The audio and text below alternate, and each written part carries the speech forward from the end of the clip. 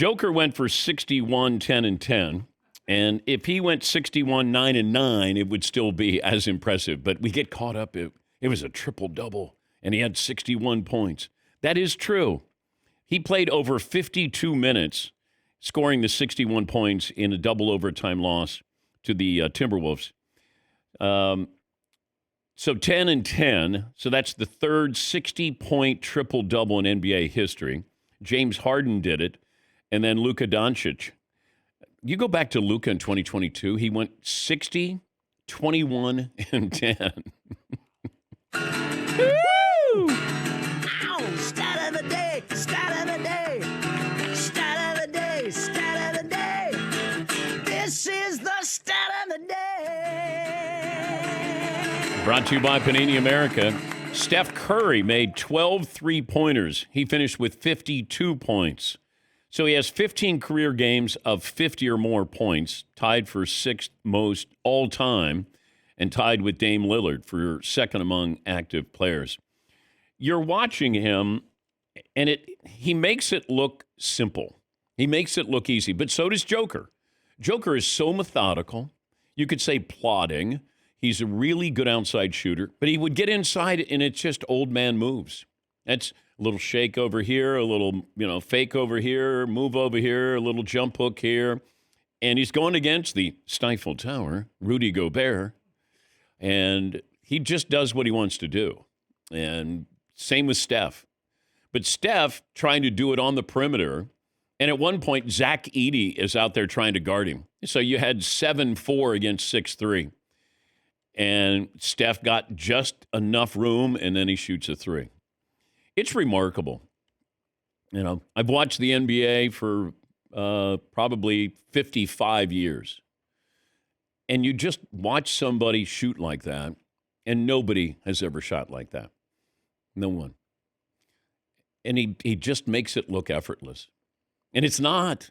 That is not easy what he does, but he finds enough space. He's really good at doing that. And Joker does too. Because you look at Joker and you go, why can't somebody stop him? He is so good with his footwork. He's so smart with the ball. And he just moves at his own pace. He brings the game to his speed. Kawhi Leonard used to do that on a regular basis. Luka does that. You slow the game down to your pace instead of you have to speed up to what you would think an NBA game's pace would be. And it's remarkable.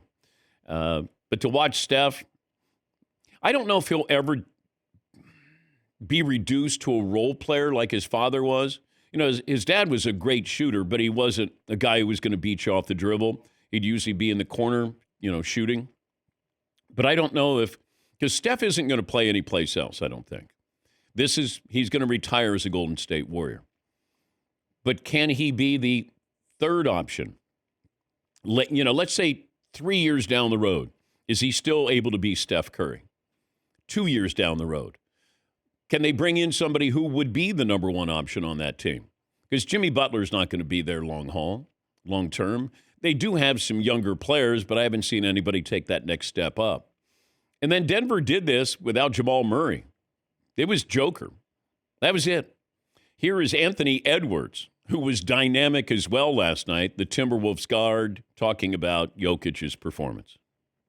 That might have been the best game of my life, that I've been a part of. Nikola Jokic, bro. Oh my God, he might be the best basketball player I've ever seen, close up. Besides myself, bro. He's incredible, bro. The MVP race is tough, man. I don't know. Better yet, 60. That is funny. He's the best basketball player, except for me. But Anthony Edwards was wonderful again last night. But these are games, they're meaningful with Golden State jockeying for position, Denver jockeying for position. This is when you watch a game and you truly get to watch a game and enjoy a game. You're seeing great players play games that really mean something. And Joker's playing almost 53 minutes last night. And he's the focal point every time down the floor. That wears you out. Same with Steph. It's like, all right, go out there and get him. I'm going to load up. Steph, you're on your own tonight.